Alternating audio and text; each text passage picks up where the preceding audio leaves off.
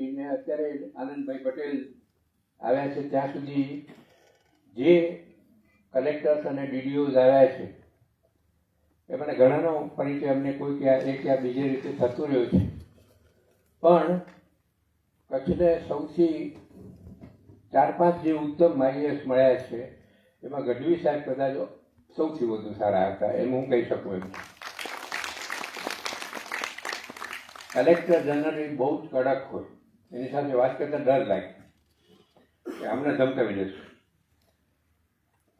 ગઢવી સાહેબ સાથે અમને જેટલી વાર જવાનું છે, હું ડીડીઓ હતા ત્યારે પંચાયતમાં, એટલા બધા સોફ્ટ કે આપણે એમ થાય કે વાતો કર્યા કરીએ, એનો ટાઈમ બગાડીએ. એટલી સારી રીતે અમારી સાથે અને બધા કચ્છના સામાન્યમાં સામાન્ય માણસ સાથે એ આમ મિત્ર તરીકે વાતો કરતા અમે જોયા છે. પણ આજે આપણે એને આઈએએસ તરીકે નથી બોલાવ્યા, આજે આપણે એને વાચક તરીકે અને સર્જક તરીકે બોલાવ્યા છે. અટક જ જુઓ ગઢવી એટલે સરસ્વતીના દીકરા, સીધે સીધા એને ઊભા કરી શકાય, બેસાડી ન શકાય. એટલે એને અમે ધમકી આપી છે કે બહુ લાંબુ ન બોલજો, નકર આખો દિવસ કાઢી જશે, અને તમે નહીં ઊભા થો ને અમે ઊભા નહીં થઈ. એ લેવલની તાકાત છે એના પાસે. એટલે જ આપણે એને પહેલાં રાખે છે. એમને પણ પાછું અમદાવાદ પહોંચવાનું છે. એ આમ કહ્યું કે મદાની સાથે રોકાયેલા છે. કચ્છ મિત્રમાં ફરીથી છેલ્લે પાને ત્રીજા જે છે એ ગઢવી સાહેબ છે.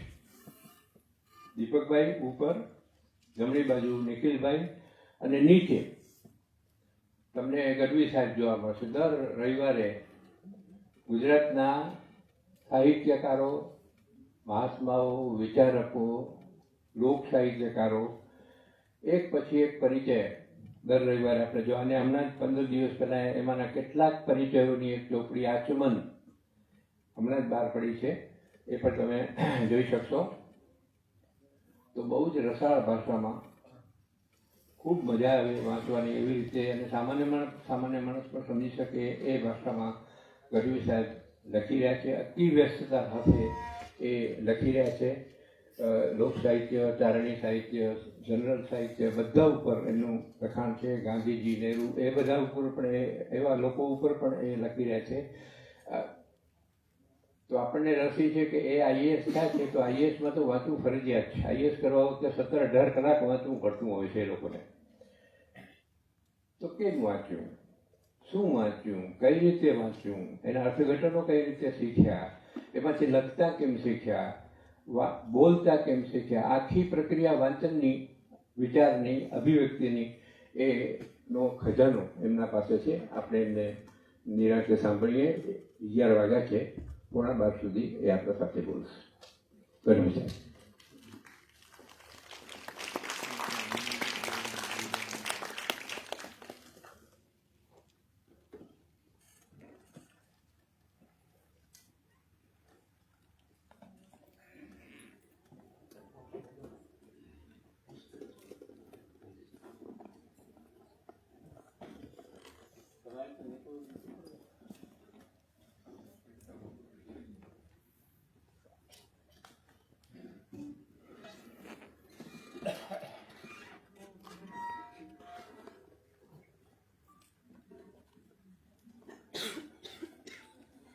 આમ તો 45 મિનિટે મને તો બહુ વધારે લાગી દર્શનાબેન. મને ઘણી વખત એમ થાય છે કે 30-35 મિનિટ પછી થોડી શ્રોતાઓની પણ દયા આવે છે.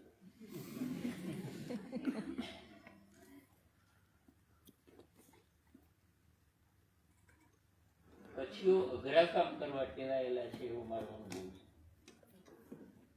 એવું એક અઘરું કામ અમારા ભાઈ રસનીજીને, હરેશભાઈ જેવા લોકોના સમર્થનથી કરે છે. પણ કરે છે તો એક વખતની વાત થઈ, આ તો 14 વર્ષથી કરે છે. અને હવે વનવાસ પૂરો નથી થયો.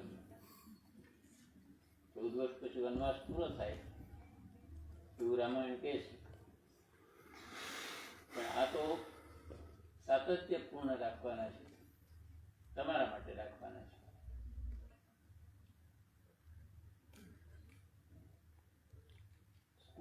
કોલેજોમાં જવું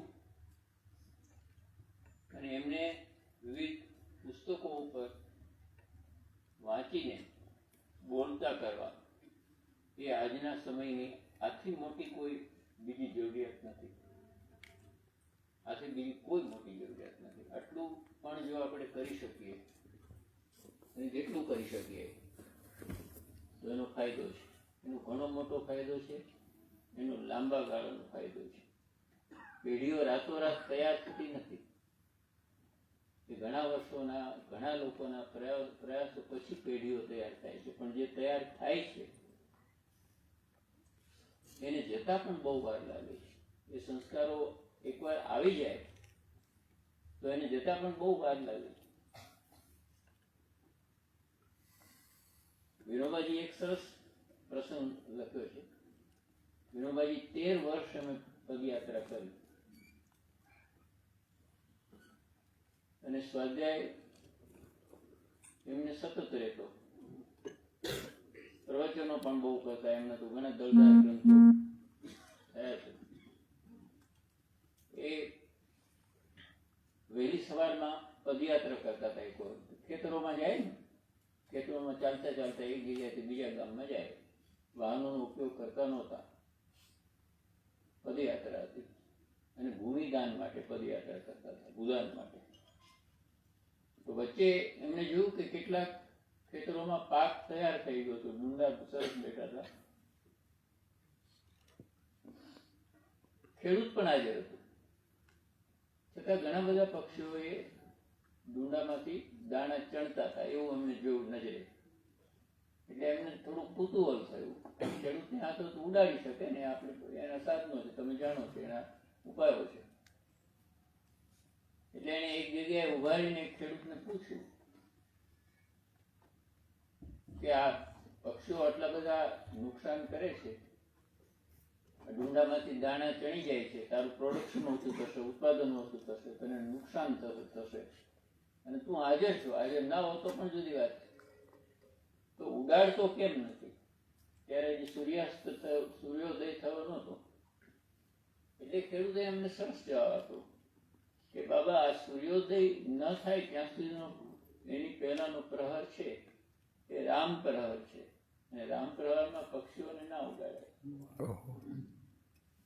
હવે વિનોબાજી પ્રશ્ન કરે છે કે કેટલા લોકોએ કેટલા વર્ષો સુધી પેઢીઓમાં કોઈ પ્રકારનું સંસ્કાર સિંચન કર્યું હશે કે જેથી આજે આવો જવાબ મને મળે છે.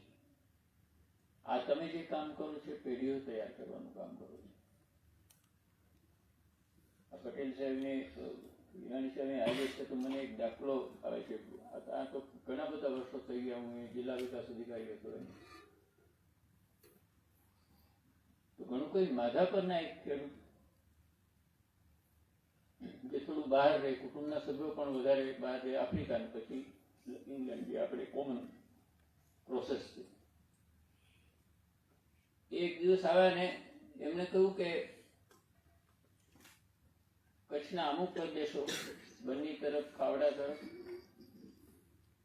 એવા છે કે જ્યાં હવે છેલ્લા તો 10-12 વર્ષ સુધી વરસાદ સારા થાય છે, પણ પેલા વરસાદ બહુ ઓછા થતા. અમે 3 વર્ષમાંથી હું રહ્યો, 2 વર્ષ તો સતત અછતના જ ભોગવ્યા.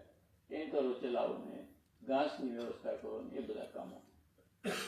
એટલે એને કહ્યું કે ત્યાં બિલકુલ પાણી જ નથી રહેતું. એટલે મારે 2-3 પાણીના એવા સ્થાનો ઊભા કરવા છે જેને અઠવાડિયામાં હું ભરાવી દઈશ મારા ટેન્કરથી. જે કામ પ્યોરલી સરકારનું હતું. પણ ત્યાં આગળ જે મારે આ સ્ટ્રક્ચર બનાવવા છે એમાં કેટલીક મશીનરીની જરૂર છે જે મારી પાસે નથી. ત્યારે એટલી બધી મશીનરી કચ્છમાં હતી નહીં. આ ભૂકંપ પહેલાની જે કચ્છની સ્થિતિ છે એની વાત છે. ભૂકંપ પહેલાના ઘણા વર્ષો, 10 વર્ષ પહેલા. એટલે એ સાધનો તમે જિલ્લા પંચાયતમાં રોડ એન્ડ બિલ્ડિંગ ડિપાર્ટમેન્ટ પાસે છે, એ જો તમે આપી શકો તો એનું ડીઝલ વગેરે થાય એ પણ અમે આપી દઈએ. મેં એમને કહ્યું કે ડીઝલની તો વાત છોડી દો, કારણ કે આ તો લોકોનું છે ને, લોકો માટે તમે વાપરો છો. આ ડીઝલ તો કંઈ અમારી જિલ્લા પંચાયતની માલિકીનો નથી અમે વાપરતા. તમે ટેક્સ ભરો એમાંથી અમે ડીઝલ વાપરીએ. એટલે એ તો આવશે. તમે કહેશો ત્યારે તમે કહેશો તે જગ્યાએ આવશે. અને આ પાણીના જે સ્ટ્રક્ચર નાના તમારે બનાવવા છે વાડા ટાઈપ એ બનાવી આપશે. આ પરગજુ પણ આ જીવન ઘડતરમાંથી આવે છે. અને જીવન ઘડતરના ઘણા માધ્યમો છે. એમાં એક ઉત્તમ, સબળ, કોઈ પણ કાય આધારભૂત અને અવેલેબલ. તમે કહો કે રામનું પાત્ર કે કૃષ્ણનું પાત્ર એ જીવન ઘડતર માટે આધારભૂત છે, પણ અવેલેબલ નથી. દરેકને ઘરે અવેલેબલ નથી.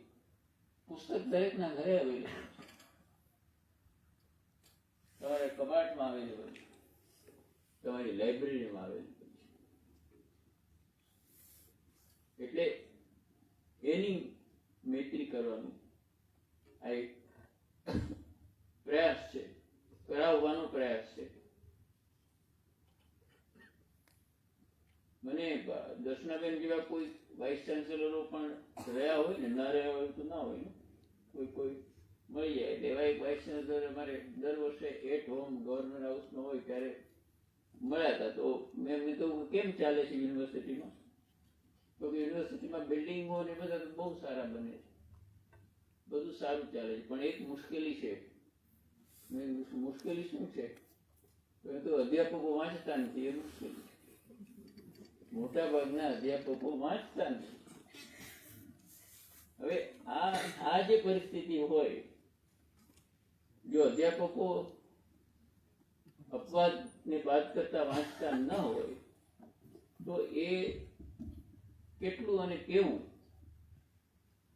આપી શકે એ પ્રશ્નાર્થ ઉભો થાય છે. સુનિલ, વેલકમ. તો એ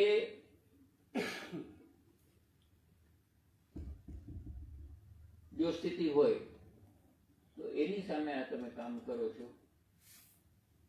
એટલે અઘરું કામ કરો છો.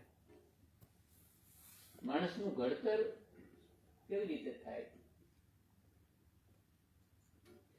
માણસનું ઘડતર પહેલા તો એના મા બાપ એનું ઘડતર કરે.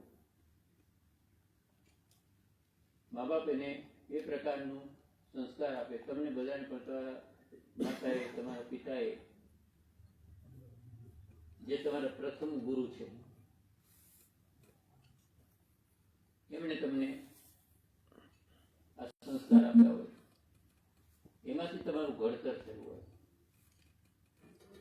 પુસ્તક એટલે માત્ર કબાટમાં રખાયેલી વસ્તુ જ નહીં,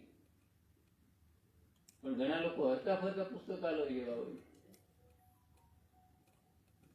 મને હમણાં પટેલ સાહેબ કહેતા હતા કે અમારે એમનામાં વહીવટની બહુ સૂઝ છે, ઈરાની સાહેબમાં, પણ એ આઈએએસ નથી થયા. મેં એમને કહ્યું કે આઈએએસ થયા હોય એટલે વહીવટની સૂઝ આવી જ જાય એવું ક્યાંય લખેલું નથી. હમણાં અધ્યાપકોની વાત મેં કરી. હા, એટલું ખરું કે હિરાણી સાહેબ જેવા લોકો કે તમે કે બીજા, મને યાદ આવે છે એટલું, ખેડામાં ત્રિભુવનદાસ પટેલ, તો ડોક્ટર કુરિયન કહેતા, લોકો કહેતા કે આગેવાનો ઉભા કરવા હોય તો તમે ઈરમાં તૈયાર કરો. તો એને કહ્યું આગેવાનો ઉભા કરવા હોય તો ઈરમાં કરો, એ વાત સાચી, પણ એ નથી, મેનેજરો મળશે. એનાથી મેનેજરો મળશે, પણ 7 ઈરમાં કરો તો ત્રિભુવનદાસ નહીં મળે. ચાલો, તો એ જે છે એ ઘડતર, જેને કોઈ ડિગ્રી સાથે સંબંધ નથી, જેને કઈ હોદ્દા સાથે સંબંધ નથી, પણ માણસના વર્તન સાથે એને સંબંધ છે. માણસની અંતરસૂઝ સાથે એને સંબંધ છે. એટલે એ ઘડતર માવતર કરે.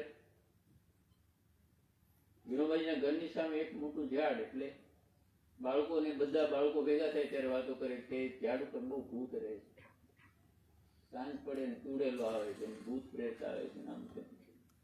વહેલી સવાર સુધી લોકો રહે છે, પછી દિવસ ઉગે પછી જતા રહે. વિનોબાજી એમ માને કહ્યું કે આ ઝાડની આજુબાજુ જવું નહીં, બહુ ભૂત રહે છે. એને કહ્યું એવું છે તો કાલે વિનિયા તું કાલ સવારે ત્યાં જઈને ઊભો રહે, જ્યારે સૂર્યનારાયણ પહેલા કિરણો આવતા હોય પૃથ્વી ઉપર, ત્યારે ત્યાં જઈને ઊભો રહે. તું હું અહીં સામે ઊભી છું, માં ઊભી હોય એટલે છોકરાને વિશ્વાસ કે માં ઊભી છે. તો ત્યાં ગયા તો એમણે જોયું કે સૂર્યના પહેલા કિરણો પડ્યા તો વૃક્ષ તો બહુ એકદમ આચ્છાદિત થઈ ગયું, સરસ થયું. પક્ષીઓ આવ્યા, પક્ષીઓ બોલ્યા, વૃક્ષના પાંદડા ઉપર સૂર્યનો પ્રકાશ પડ્યો એટલે વૃક્ષ જે અમસ્તું રળિયામણું લાગતું હતું એ વધારે રળિયામણું લાગવાનું. એમાં ભૂત પ્રેત જેવું તો કશું હોતું જ નહીં. આ ઘડતર થયું ને. વિનોબાજીને ત્યાં ફણસનું ઝાડ થયું એટલે એની માએ કહ્યું કે આ પહેલું ફળ જે ફણસનું ઉતર્યું એને કહ્યું કે આનો હું ટુકડા કરી દઉં છું, આ શેરીમાં બધાના ઘરે એક એક ટુકડો આપી આવો. એટલે કહ્યું કે એમ થયું કે પહેલા આપણે કેમ ન ખાઈએ, આપી શા માટે દેવું જોઈએ, દઈ દેવું શા માટે જોઈએ. એટલે એક સૂત્ર જેવું વાક્ય વિનોબાજી એની માં સમજાવે છે કે જે દે છે, દેવા વાળો છે એ દેવ છે. એટલે તારે આ તું જે કેટેગરીમાં છો એનાથી બીજી એક કેટેગરીમાં જવું હોય તો આ જે ફળ આપણે ત્યાં થયું એના ટુકડા બીજાને કરીને આપી આવો. આ ઘડતર. પછી આપણા શિક્ષકો આપણું ઘડતર કરે છે, અને વિશેષ કરીને પ્રાથમિક શાળાના શિક્ષકો. દુર્ભાગ્ય પ્રાથમિક શાળાઓમાં જ અત્યારે સૌથી મોટી મુશ્કેલી થઈ છે. ઇન્ફ્રાસ્ટ્રક્ચરની દ્રષ્ટિએ પહેલા કરતા ઘણો ફેર પડ્યો છે. આ કચ્છની સ્કૂલો હું અત્યારે જોઉં છું ને 30, 32, 35 વર્ષ પહેલા મેં જોઈ તો ઘણી ભાગની સ્કૂલોમાં જો બારી હોય તો બારણા ના હોય, બારણા હોય તો બારી ના હોય, અને 4 રૂમની જરૂરિયાત હોય તો દીપકભાઈ 2 રૂમ હોય. મને ખબર નહોતી ભવિષ્યમાં મારે જીએમડીસીમાં કામ કરવાનું થશે તો જીએમડીસીમાં જઈને મારા પગના તળિયા ઘસી નાખ્યા રાપરમાં થોડા સ્કૂલના ઓરડાઓ મંજૂર કરવા માટે. રાપરમાં તો એમને કંઈક કામ પડ્યું એટલે મને થયું કે મારે તમારું તો મોટું કામ છે. જયરામભાઈ કોઈ ચેરમેન હતા, એમણે 52 ઓરડાઓ જીએમડીસીના ફંડમાંથી તે સમયે બનાવવાની છૂટ આપી. પણ એની સાથે આપણા લોકોનું પણ એપથી છે, ઉપેક્ષા પ્રતિ છે, કદાચ થોડી ઘણી મિલીભગત પણ હશે કે ખાવડા પાસેના એક સરહદના ગામ ઉપરથી બારણા નહોતા એટલે હું ગયો તો ગામના લોકો ભેગા થયા, કઈ બારણા કરાવી આપો ને સાહેબ. તો મેં કીધું આ પહેલાના બારણા છે પાકિસ્તાન વાળા લઈ ગયા હશે. પાકિસ્તાન વાળા તો આવતા જોઈએ ને બારણા લઈને જતા રહે, એટલે હું ફરી બારણા કરાવી દઉં એટલે તમે ફરી પાકિસ્તાન વાળાને બોલાવો. એટલે ગામના લોકો સમજ્યા કે હું કહેવા માંગતો હતો કે અમે બારણા કરાવ્યા કરીએ તમે લઈને વેચી નાખો. આ જે છે એ પ્રજાની જે જાગૃતિનો અભાવ છે એની સામે તમે કે જેનું ઘડતર થયું છે એ વાત કરી શકે છે, અવાજ ઉઠાવી શકે છે, ના પાડી શકે છે કે ના આ તો નહીં થાય, આ નહીં થાય. હિમાલયની બરાબર જે રેન્જ છે ત્યાં 70 થી 80ના દાયકામાં કોઈ પ્રાઇવેટ કોન્ટ્રાક્ટરને જંગલ કાપવાનો વિચારો ભારત સરકારે આપ્યો. એવા હેતુથી કે એનાથી ગામડાના લોકોને રોજગારી મળશે, પણ ખરેખર તો એનાથી વૃક્ષોનો નાશ થાય એ બહુ સ્વાભાવિક હતું. એની સામે સુંદરલાલ બહુગુણા નામના વ્યક્તિએ ચીપકો આંદોલન શરૂ કર્યું. જો પ્રતિકારની આ શક્તિ એ ઘડતર થયું હશે ત્યારે એક એક વ્યક્તિ મહિલાઓ સહિત એ વૃક્ષને વળગીને ઊભી રહી. સરવાળે આ વાત છે પ્રાઇમ મિનિસ્ટર પાસે ગઈ. અનુકરી ઇન્દિરા ગાંધી પ્રાઇમ મિનિસ્ટર હતા. એમણે આ વસ્તુ, આ વિગતો મંગાવી. એ વખતે ફોરેસ્ટ એક્ટના કેટલાક અધિકારો ભારત સરકારમાં છે, આજે કેટલાક છે.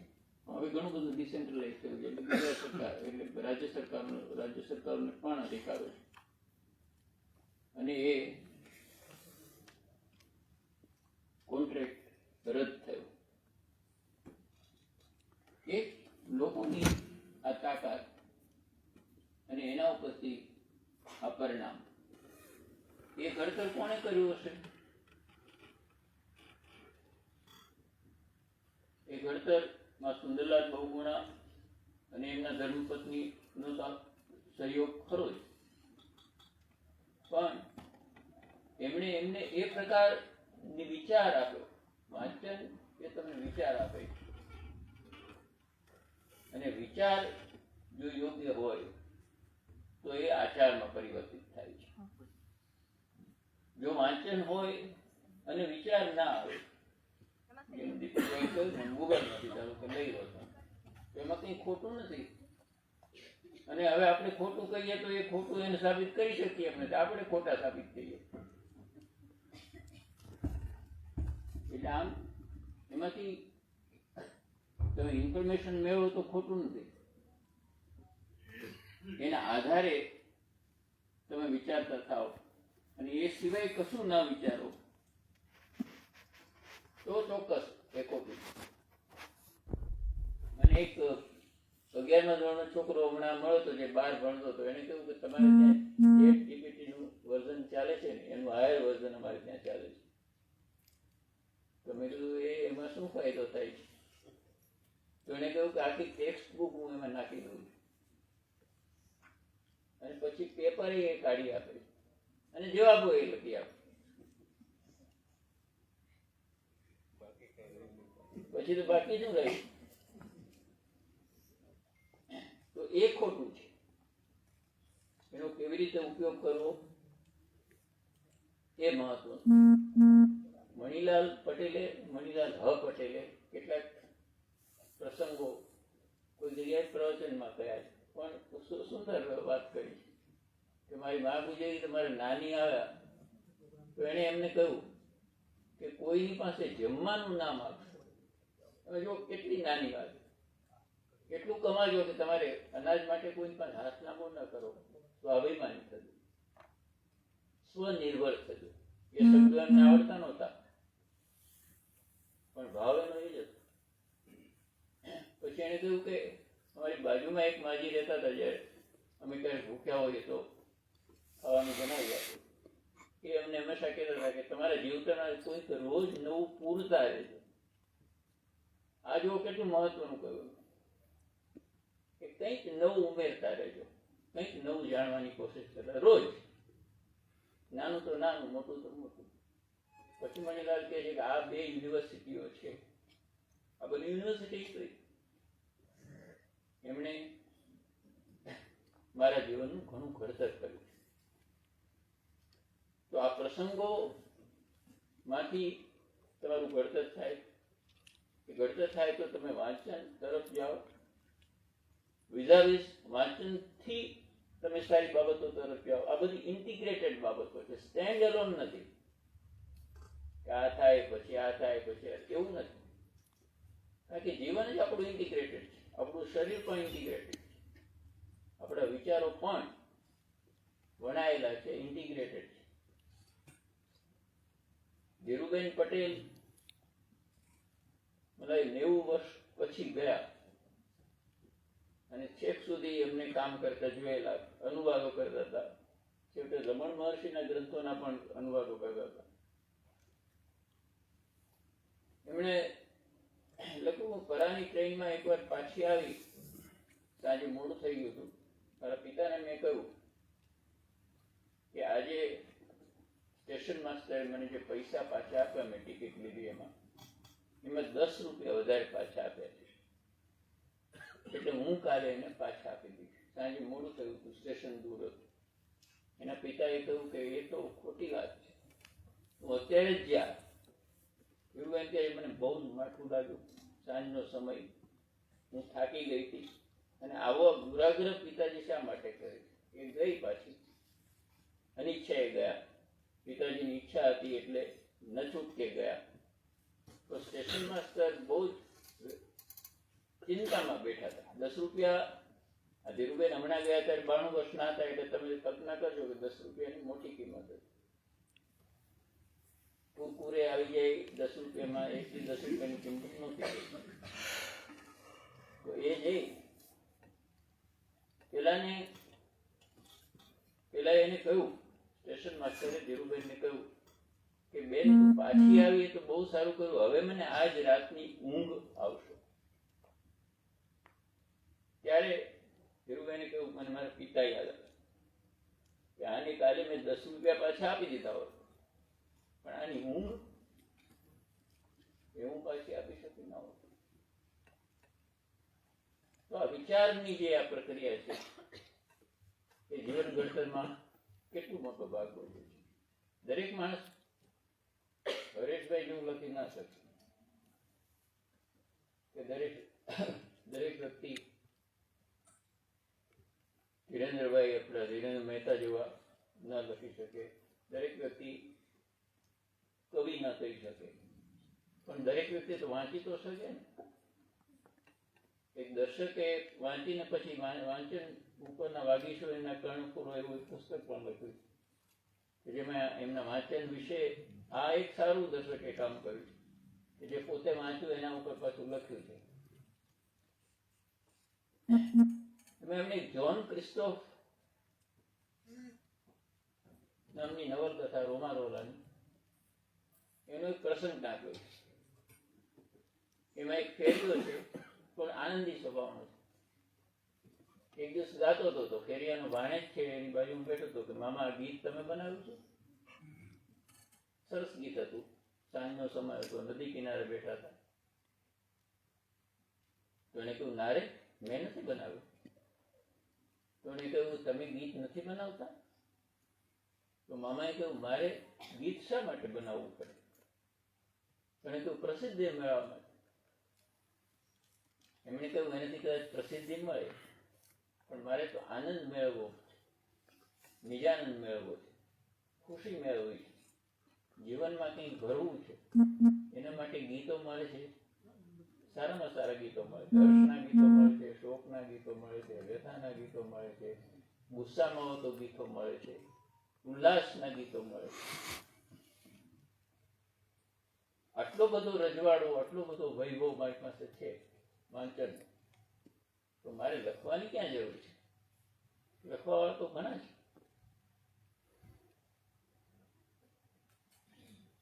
તો આ જ વાત છે, એને તમે કેવી રીતે, કારણ કે આ બધું તમારી પાસે અવેલેબલ, સદભાગ્ય.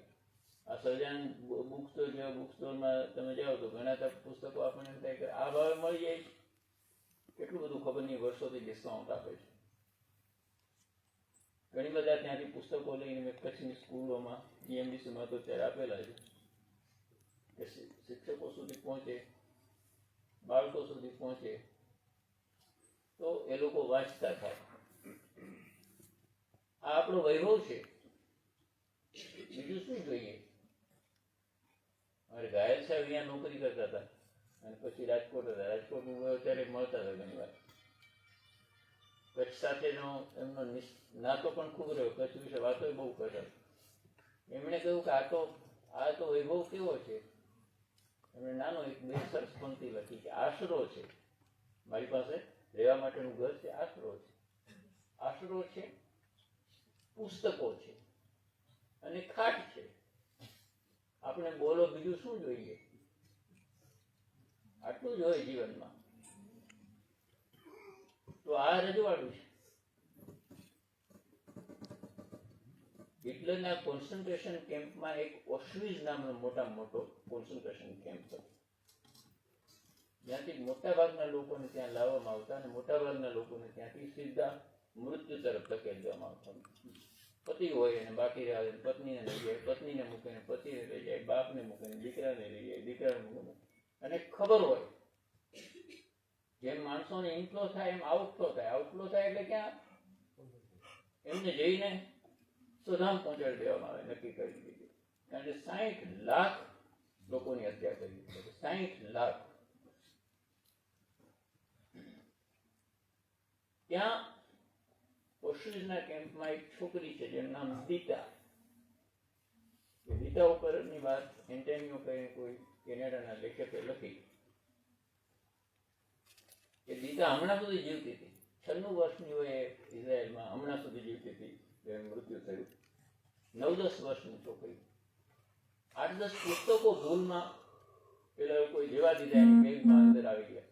એટલે બાળકોના પુસ્તકો હતા. પોતે બાળક હતું, ટીનેજર. એટલે પુસ્તકો કવિતાઓના, વાર્તાઓના. તો એ કવિતાઓ કરે, વાર્તાઓ કરે. છોકરાઓ કોન્સન્ટ્રેશનમાં ખુશ થાય. એકવાર એમાંથી અડધે અડધ છોકરાને ના આવે, એમની આંખ સામે લઈ ગયા. એટલે ખબર છે ક્યાં લઈ ગયા. તે દિવસે દીતા બહુ જ નારાજ, બહુ ઉદાસ થઈ.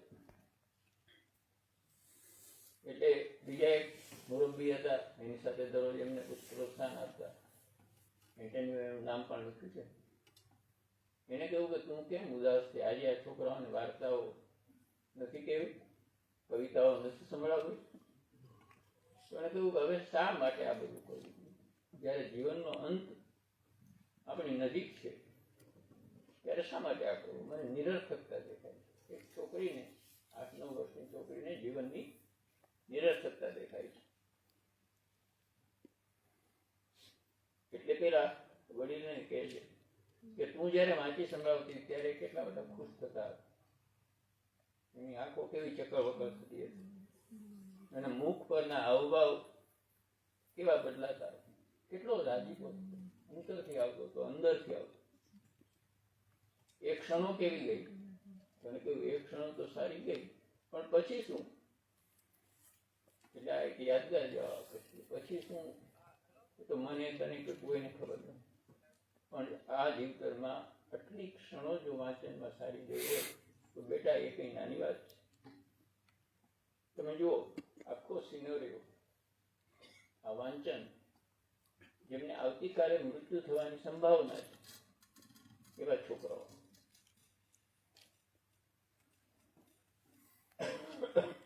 અમારી જેવા લોકો, હરેશભાઈ કેવું કે વાંચવાનો સદભાગ્ય શોખ થયો. ઘણા બધા દરેકના જીવનમાં કંઈક ને કંઈક કારણો હોય.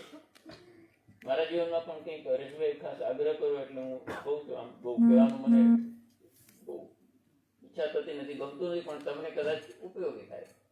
મારા પિતા રેવન્યુના એક કર્મચારી હતા, નાની કક્ષાના કર્મચારી, પણ વહીવટદાર. આમ નામ મોટું એટલે મકાન બકાની જૂનું ખખડત જ મેન્ટેન થયેલું નહીં એવું ટંકારામાં હતું. જ્યારે હું પ્રાથમિક શાળા ભણતો, જે મહર્ષિ દયાનંદનું જન્મ સ્થળ હતું. એટલે ત્યાં પ્રાથમિક શાળામાં ભણવું એટલે ટાઈમ પણ રહે. એટલે બાજુમાં જ આર્ય સમાજનું મોટું ગ્રાઉન્ડ, એટલે ત્યાં જઈએ ને કંઈક વાંચીએ. એટલે ત્યાં ભગવાનદેવ શર્મા કરીને આશ્રમ સંભાળતા હતા, જે પાછળથી MP પણ થયા રાજસ્થાનમાંથી. એને મને કહ્યું તું ફ્રી ઘણો રહેતો લાગે. મેં કીધા સવારે સ્કૂલમાંથી આવી પછી ફ્રી જઈએ.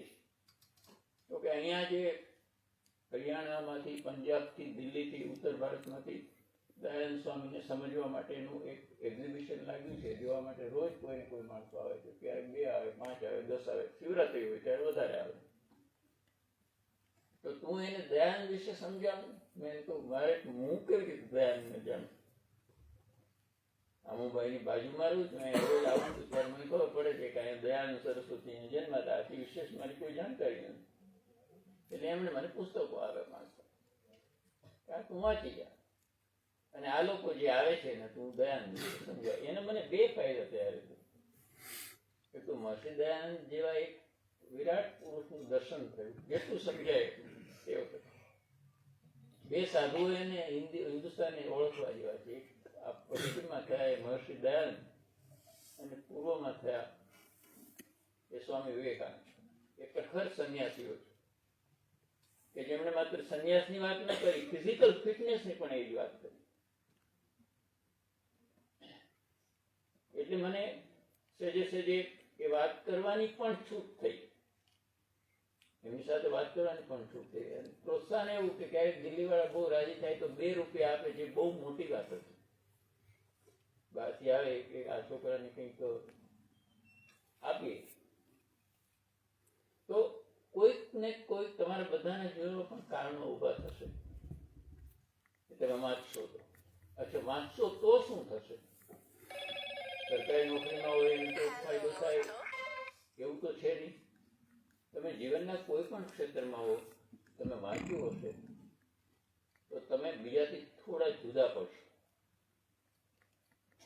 હવે સરકારી નોકરીના સંદર્ભમાં વાત કરું, હવે સુનિલભાઈ પણ ઘણા વર્ષો સુધી એમાં કામ કર્યું, તો કોઈ પણ પ્રશ્ન હોય એને થોડી માનવીય દ્રષ્ટિથી જોવાનો અભિગમ એવું મને લાગે છે. કેટલું કરી શકે આ શું ભગવાન જાણે.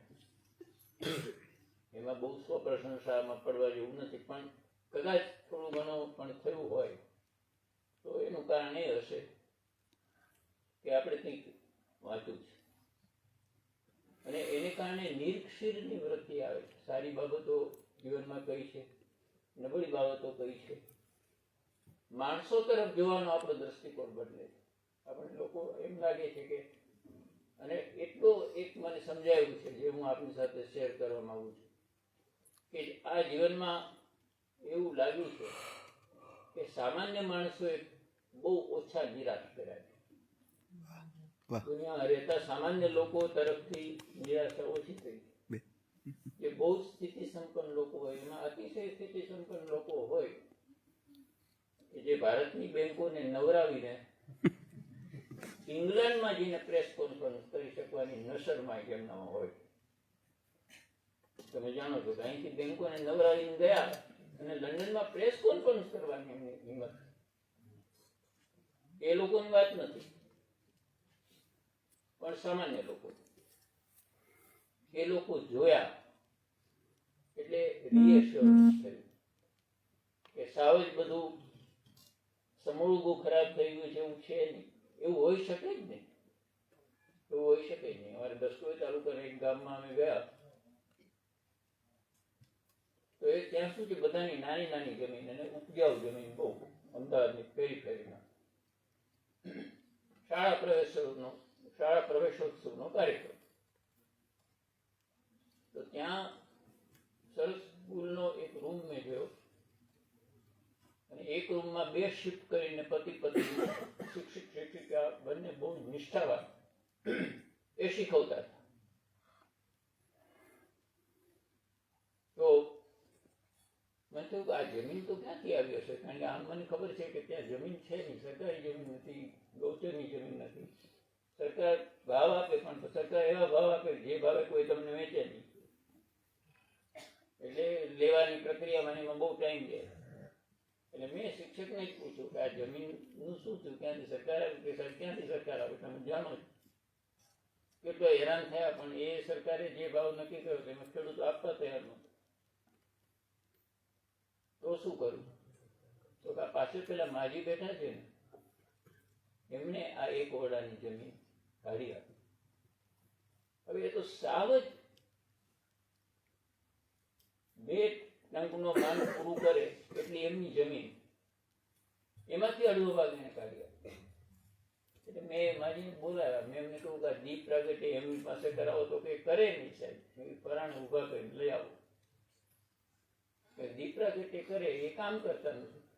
કામ કરે દીપ પ્રાગટ્ય.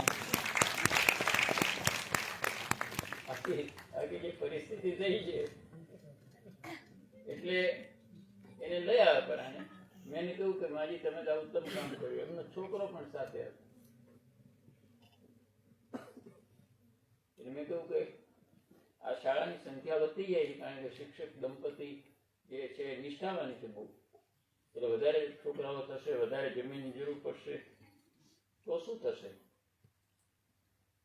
તો કે સાહેબ બીજો એક ટુકડો કદાચ હું આપી દઈશ. આવું એમને કહ્યું. એટલે મેં એના દીકરાને કહ્યું કે આ તમને બાવા બનાવવાની આ વાત માજી કરે, તમને વાંધો નથી ને? તો એને કહ્યું બાવા બનાવવાની વાત નથી કરતા. મારે આ મારા પિતા ગુજરી ગયા ત્યારે 3 એકર જમીન હતી, અમને રાત દિવસ મહેનત કરીને 3 ની 5 એકર કરીને એમાંથી આ ભાગ એ આપી રહ્યા છે. મારા પિતાની 3 એકર જમીન તો એમને પાછી અમને જ આપશે, અને એટલા માટે અમે બહુ રાજી છીએ. અમારા ભાગની આપે તોય રાજી છીએ, પણ આ તો સ્વાશ્રય કરી, મહેનત કરી, મજૂરી કરી, કાળી મજૂરી કરીને એમાંથી જે કમાયા એ આ આપે છે. તો તમે જુઓ કે આ જે બાબતો છે, આ બાબતો જીવનમાં જોવાની, દુનિયામાં સારા માણસોનો તૂટો નથી. કવિ ઉમાશંકર જોશીએ લખ્યું છે, મોટાઓની અલ્પતા જોઈને થાક્યો. કવિએ થાકી ગયા. મોટાઓની અલ્પતા જોઈને થાક્યો, નાનાઓની મોટાઈ જોઈને જીવું છું. જીવવા માટે એટલે નાના નાના માણસો જે છે આજુબાજુમાં, એ જોઈને જીવું છું. અબ્રાહમ લિંકને એટલે જ શિક્ષકને લખ્યું કે અમારા પુત્રને શીખવાડજો કે દુનિયામાં બધા કપટી અને દુષ્ટ લોકો જ નથી આ દુનિયામાં, એ છે, પણ આ મારા પુત્રને કહેજો કે બીજા ઘણા સારા લોકો પણ છે, એના વિશે તમે એને જાણકારી આપજો. વિચારકો, ચિંતકો, લેખકો, કવિઓ સુધી મારા પુત્રને તમે લઈ જજો, અને એને ટેવ પાડજો કે અઠવાડિયામાં 2 કલાકે આ લોકો સાથે રહે. આપણે નક્કી ન કરી શકીએ તમે બધા કે અઠવાડિયે 2 કલાક, ભલે જૈન ખત્રી નવલકથા વાંચો, અશ્વિની ભટ્ટની વાંચો, હમણાં કીધું, અને હરેશભાઈ કહ્યું નવું નામ હતું મારા માટે, અશ્વિન સાંગીની વાંચો.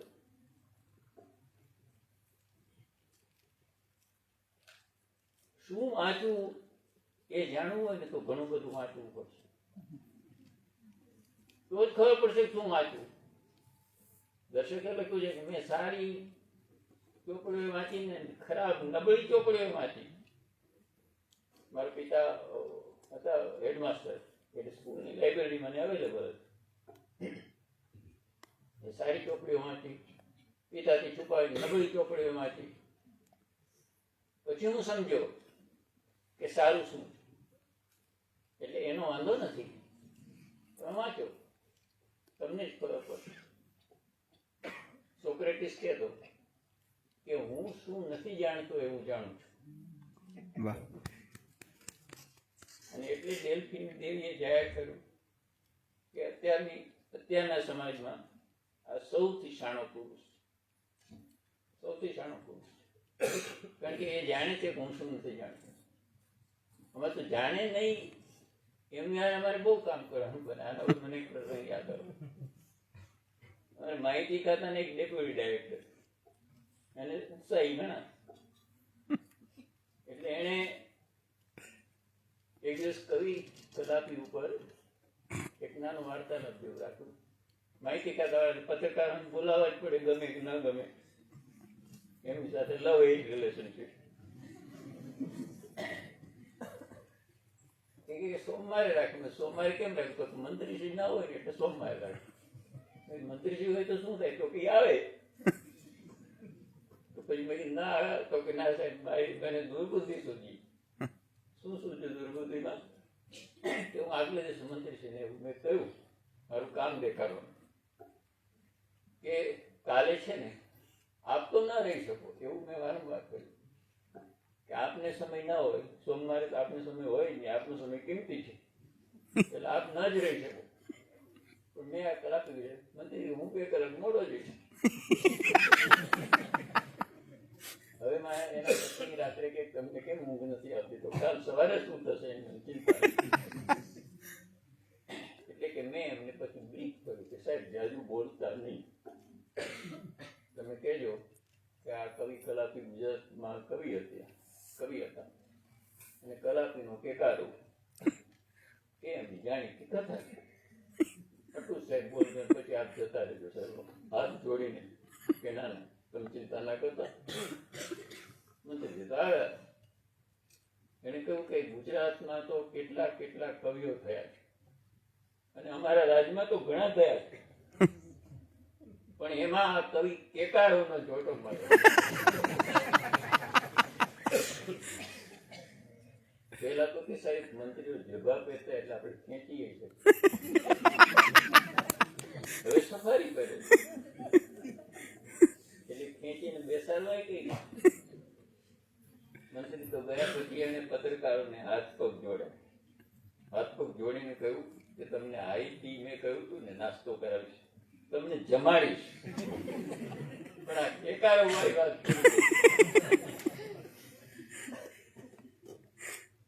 એ સોક્રેટિસ હતો કે જેને કહ્યું કે હું શું નથી જાણતો એ હું જાણું છું. હું શું નથી જાણતો એ હું જાણું છું.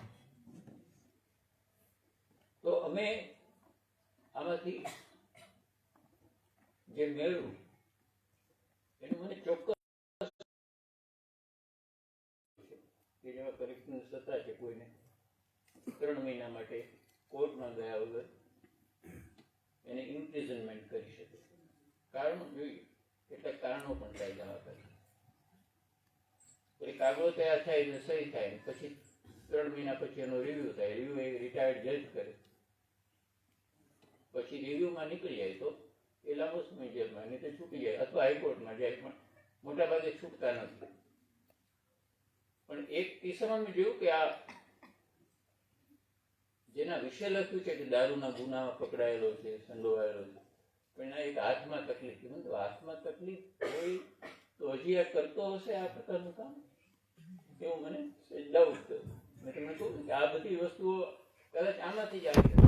એટલે મેં જે એસપી હતા એને કહ્યું કે આ ભાઈ ક્યાં છે, તો એ તો ક્યારનો પકડીને બેસાડી દીધો. હુકમ પછી તમે કરો એટલે અમારે શોધવાના જો. તો ક્યાં છે કે સરખેજના પોલીસ સ્ટેશન. આપણે જઈએ ત્યાં કે કેમ જોઈએ. મેં આ ભાઈ ત્યાં ગયા. એસપી તો સ્વાભાવિક રીતે મોટા અધિકારી, એને જોયું ને મેં એસપીને કહ્યું કે આ તમે મને મોકલી છે સહી કરીને વોરંટ ઇસ્યુ કરવા. આ ભાઈનો તો ડાબો હાથ તો બિલકુલ કામ કરતો નથી, પણ જમણો હાથ કરતો નથી. આ કઈ રીતે આ દારૂ ગાળવાનું કામ કરતો? પાછળથી જો મને ખબર પડી કે એને દારૂ ગાળવાનું કામ બંધ કર્યું એટલે કે એ અનકન્ફર્મ ન્યૂઝ છે. દારૂ ગાળવાનું બંધ કરે તો એ શું શું થાય એ વિશે તમારે સમજવાની જરૂર નથી, અને હું ઈચ્છું કે તમે ન સમજો.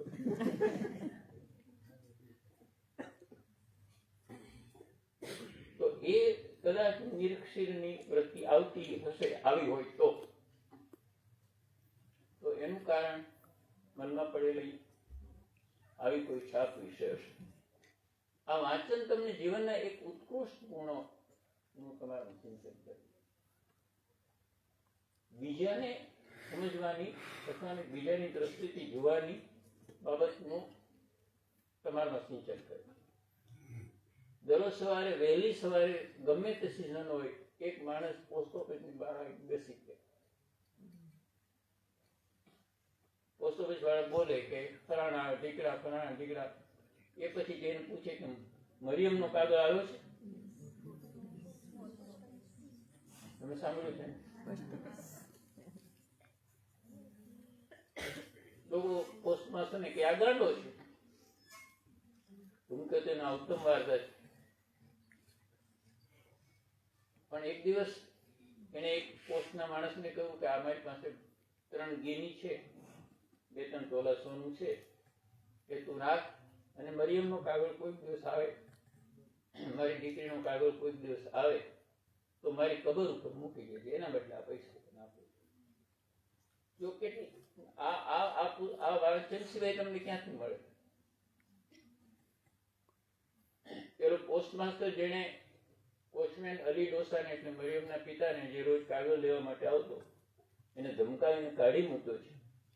એને એ યાદ આવે કારણ કે એની દીકરી જે બહાર છે એના પત્રની રાહ, પત્ર આવતો નથી.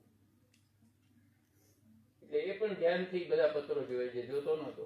તો એમાં એને મરિયમ અને વોચમેન અલી ડોસાનું નામ, વોચમેન અલી ડોસાનો પત્ર આવે અને મરિયમનો પત્ર. એટલે ઊભો થયો, બહાર ગયો, કોચમેન અલી ડોસ હતા ક્યાંના ગુજરી ગયા, તો એને ભાસ થયો કે કોચમેન અલી ડોસો અહીંયા ઊભો છે. તમે જુઓ કેટલી ભાવુકતા.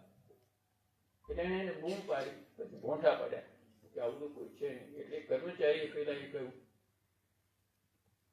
કે સાહેબ કોને બોલાવતા હતા? તો પેલો અલી ડોસો આવ્યો હોય ને તો આ પત્ર મારે એને હાથો હાથ આપવો છે. એને કહ્યું એ તો 2-3 મહિના પહેલા ગુજરી ગયા, પણ ચાલો આપણે એની કબર ઉપર જઈએ અને આ પત્ર ત્યાં જઈને મૂકી આવો.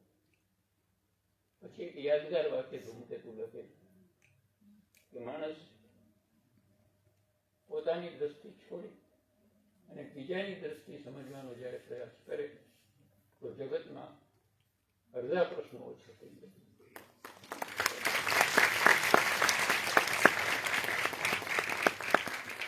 કેટલી બધી સુંદરતા જીવનમાં, કેવા મૂલ્યો.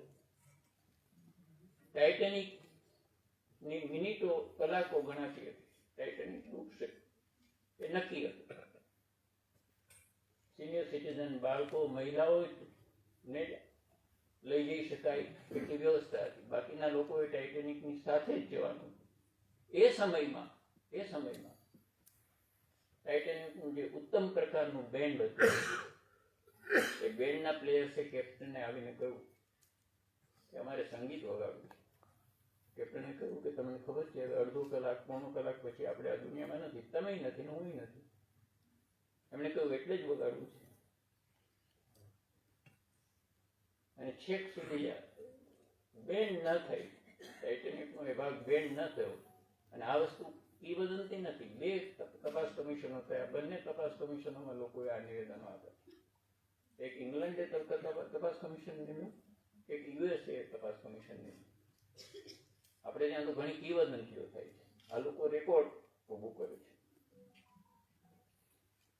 તો છેક સુધી એમણે પ્રભુ અમે તારી પાસે આવી રહ્યા છીએ એ પ્રકારની ધૂન છેક છેલ્લે સુધી વગાડી.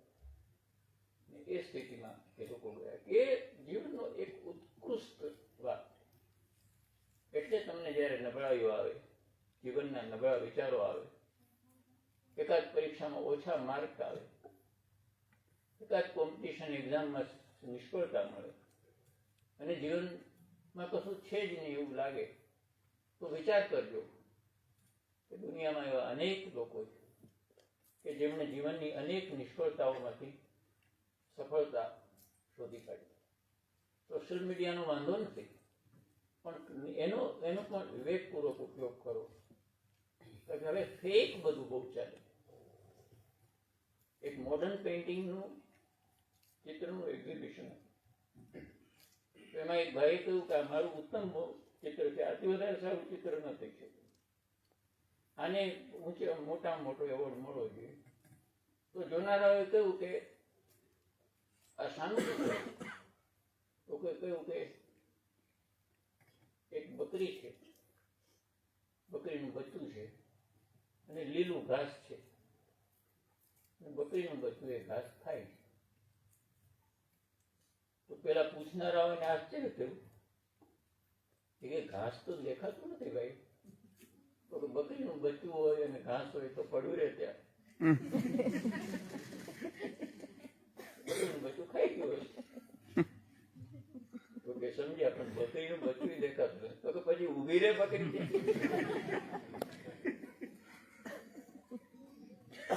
ઇનામ આપવું જોઈએ. આ ફેક ન્યૂઝ જેનું મૂળ જ નથી, એની શાખા ક્યાંથી હોય? એટલે તમે એના 2 ભાગ પાડો. પોડકાસ્ટ આવે, હમણાં દીપકભાઈ વાત કરતા હતા, કેટલા બધા લોકોના ઉત્તમ પ્રકારના પોડકાસ્ટ આવે. ઘણી બધી બાબતો તમને ઘેર બેઠા મળે છે, જે અમને નહોતી મળતી તમને મળે. લાઇબ્રેરીમાં જવું પડતું, શોધવું પડતું. લોક મિલાપને કારણે ઘણો બધો લાભ થયો. રોજની વાંચન યાત્રા, સર્જકો સાથેની વાંચન યાત્રા. વાંચન યાત્રાના 5 ભાગ થયા. 5 ભાગને પાછા 1 ભાગમાં મને ભેગા કર્યા અને આપું. તમને મળી, તમને ટાઈમ ના મળે. મહેન્દ્રભાઈ આ પ્રશ્ન પૂછે કે એક પેજ વાંચો ને તમને ટાઈમ ના મળે એક દિવસ? આનો જવાબ આપવો બહુ મુશ્કેલ છે. કાકા સાહેબ એક પુસ્તક મોકલ્યું ગાંધીજીને, 5 મિનિટ વધી ગઈ છે પણ 2 મિનિટમાં પૂરું કરું. એ પુસ્તક માલવપતિ મુનશીનું લખ્યું અને કાકા સાહેબે લખ્યું કે આ વાંચી જજો. હવે ગાંધીજી તો આટલી બધી ધમાલની વચ્ચે કાકા સાહેબે લખ્યું હતું પુસ્તક આવ્યું, વાંચી વાંચું. મુનશી કાગળ લખ્યો, મુનશી આ પુસ્તકમાં મને કઈ દમ ના લાગ્યો, બોલો. કાગળ લખ્યો વાંચી. આ પુસ્તકમાં મને કઈ દમ ના લાગ્યો, તમારું દર્શન ના થયું. શેક્સપિયર ને બધા મેં વાંચ્યા છે, કાલિદાસ, એવું કઈ લાગ્યું નહીં આમાં. મુનશીએ જો બરાબર જવાબ એ લખ્યો કે બાપુ તમારી જોવાની દ્રષ્ટિ મારી જોવાની દ્રષ્ટિ, હું સર્જક તરીકે મારી જોવાની દ્રષ્ટિ જુદી છે. મારા દિલમાં જે આવે એને કાગળ ઉપર ઉતારવાની મારો તો અધિકાર ખરો કે નહીં? તમારી તો દ્રષ્ટિ જ જુદી. તમે તો, હું જાણું છું કે તમે કયા પ્રકારનું સાહિત્ય પસંદ કરો. આ મેં શું કામ તમને કહ્યું? મેં હરેશભાઈને એક આર્ટિકલ વાંચ્યું એમાં રામસિંહજી એ કોઈ લખ્યું કચ્છ ઉપર, એના ઉપર સરદાર પટેલે પત્ર લખ્યો કે કચ્છ ઉપર તો લખાવવું જોઈએ વધારે. રામસિંહજીએ લખ્યું એટલે સ્ટાન્ડર્ડ જ લખ્યું. આ લોકોને ટાઈમનો અભાવ કોઈને નડ્યો નથી. અમારા એક સિનિયર અધિકારી મને કહેતા હતા, એમની ડ્યુટી હતી એટલે ઇન્દિરાજીની પાછળ જ બેઠા હતા, પોલીસ અધિકારી. મેં કહ્યું કે આ બધું સ્વાગત ને ચાલતું હતું, હાર તોરાને, એમાં આપણો ઘણો ટાઈમ જાય ને, મૂળ કાર્યક્રમ કરતા એ જ ઘણી વાર લાંબુ થાય. શોધીને હાર ફેરાવે અને આપણી પાસે પાછો લઈને બીજાને ફેરાવે. અમે સાબરકાંઠાના કાર્યક્રમમાં કે હવે કોઈ બાકી રહી ગયું, મેં કીધું હવે ડ્રાઈવરો બાકી રહી ગયા. એટલે એમાં ઘણો ટાઈમ છે. એટલે મેં એમ કહ્યું કે કઈ વાંચતા હતા, આપણો ગુજરાતનો રિપોર્ટ વાંચતા હતા. શું વાંચતા હતા દીપકભાઈ? આ તો એને કહ્યું કે આ ચાલતું તે દરમિયાન ઇન્દિરાજીએ રીડર્સ ડાયજેસ્ટનો એક લેખ વાંચી લીધો. Just imagine. ટાઈમ મળતો નથી એની સામે નું આ ઉદાહરણ, એની સામે ગાંધીનું ઉદાહરણ, મહેન્દ્રભાઈ ની આ યાત્રા. તો આમાંથી કંઈક મેળવીને આ સુંદર પ્રયાસ આપણે ચાલુ રાખીએ. માત્ર એટલું કરીએ, કેવી રીતે કરાય મને ખબર નથી, અને આ સૂચનો આપવા સૌથી સહેલા છે, કારણ સૂચનો આપનાર કંઈ કરતા નહીં. હું કહો તો કંઈક કરવા પણ તૈયાર, પણ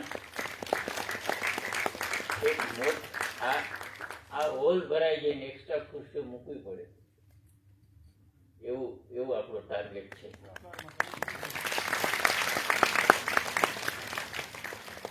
બેનને આ વિચાર આવવો અને એમના તરફથી આ કામ થવું. મેં અગાઉ પણ આપને કહ્યું કે નાના માણસોની શ્રદ્ધા ઉપર જ જીવન ટકી રહ્યું છે. એનો આ પણ એક બીજો ઉદાહરણ, આપણી સામે બેઠેલું ઉદાહરણ. એને આપણે કરીએ અને વધારે વધારે આગળ લઈ જઈએ. આટલું સરસ ઇન્ફ્રાસ્ટ્રક્ચર જોઈને મને ખૂબ જ આનંદ થયો, આટલું વેલ મેન્ટેન. અને જ્યારે એમણે કહ્યું કે સ્પોર્ટ્સની પણ સવલતો છે, તો એ વિશેષ આનંદ થયો. કારણ કે જેટલું વાંચનનું મહત્વ છે એટલું સ્પોર્ટ્સનું પણ મહત્વ છે. એટલે તમારા જીવનમાં પણ વાંચન પણ આવે, સ્પોર્ટ્સ તરફનો પણ લગાવ આવે અને તમે બધા ખૂબ આગળ વધો. ફાધર કામિલ મોટાભાગે 84માં પદ્મભૂષણ ભારત સરકાર આપ્યો. એને કહ્યું કે તમે રામાયણ કેમ વાંચો છો? ફાધરને કોઈ પૂછ્યું, વાંચન તમને હું એટલા માટે કહું. તો ફાધરે જવાબ આપ્યો કે જ્યારે હું રામાયણ વાંચું છું તે દરેક વખતે હું વધારે સારો માણસ બનું. તો તમે એમ કહો કે વાંચવું શા માટે જોઈએ? તો ફાધરનો જવાબ એક સ્ટાન્ડર્ડ જવાબ છે, આપણે વધારે સારા માણસ બનીએ. બીજું તો બધું ઘણું બનીએ, પણ એક વધારે સારા માણસ બનીએ તો જીવનનો એક મોટો સંતોષ આપણે લઈને જઈશું. કલાપીની બે પંક્તિઓ સાથે વાત પૂરી કરવા માંગુ છું. કલાપીએ લખ્યું કે જીવીશ નહીં, ભવિશ નહીં, મિત્ર, સ્ત્રી, બાળકોથી જીવીશ બની શકે તો માત્ર પુસ્તકોથી. પુસ્તકો થકી અને પુસ્તકોથી જીવવાનું અને એ જીવીને સમાજ માટે કંઈક કરી જવાનું, એવી બેવડી ઉમેદ સાથે તમને બધાને વ્યક્તિગત રીતે તમારી કેરિયરમાં ખૂબ આગળ વધો એવી શુભેચ્છા પાઠવું છું. ખૂબ આભાર માનું છું, અભિનંદન આપું છું. Thank you.